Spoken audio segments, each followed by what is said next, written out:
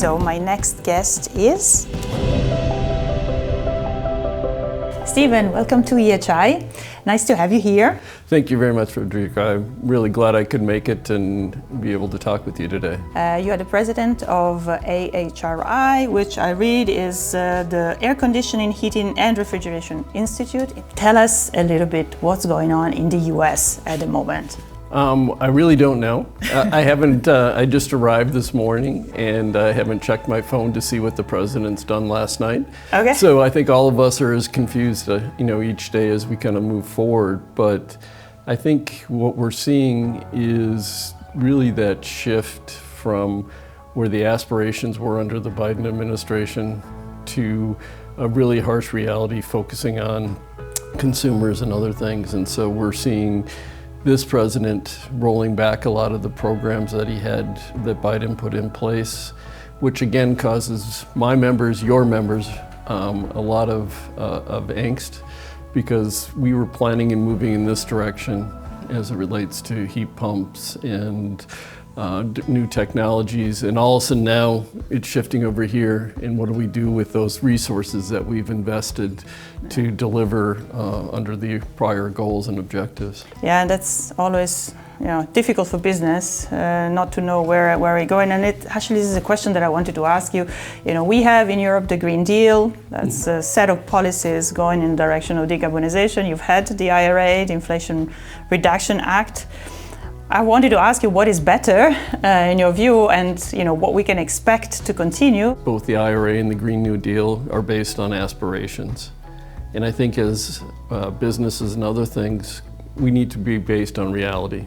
And what I've been telling people is that it needs to be sustainability. Mm-hmm. And so we're, as an industry, support sustainability, and we want to make sure it's done in a way that consumers can continue to afford our products and that we can ultimately reach to the goals of reducing carbon. What about in the US? Do policymakers care about this? No. I think, in being completely honest, they think they made the decision and that everybody will follow. Mm-hmm. They haven't looked at what's really required to educate the market and to get consumers to make these choices, and to change technologies to go to something that they don't know takes a lot of work and effort and communications. And right now they're relying upon manufacturers and then the contractors and installers to do that. And they don't have the time because they're trying to make sure that the consumer has the heating, the cooling, the hot water that they need as quickly as possible. So again, it's something that policymakers think by just saying it occurs. It's happening. But there really needs to be a lot more education and time spent on that. And you said installers, which is also a topic that for us is very important. Installers are both gateway and sometimes roadblock to new technologies in the market. How do you see this move of installers from maybe traditional technology into new technologies, and what's the role of industry in facilitating the shift? Again, it's educating, but in the US, and I think Europe has the same thing, we're having a lot of the technicians that have been there for many, many years and decades retiring. And we're not getting young, new people to come into the industry. Is there a role for industry then in making this more attractive, these jobs more attractive? We need them. Right.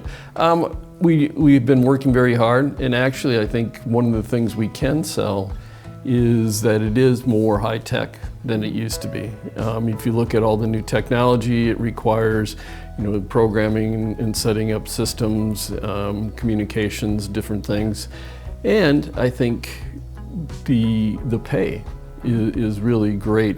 So are you optimistic then for the future of industry? I'm very optimistic because we have an opportunity to really help with the decarbonization, but they should listen to industry because we understand the consumers, we understand the market, and they should listen to how we would design a program to move forward and reduce the carbon versus aspirationally saying we're going to be at zero at this date and not figuring out how people can afford to get there.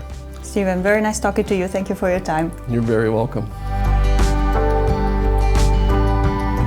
Stephen, you're in Brussels. You sure you don't want to stay here, switch jobs with me? Only if we can move the office to Rome. I'd like to move the office to Rome too.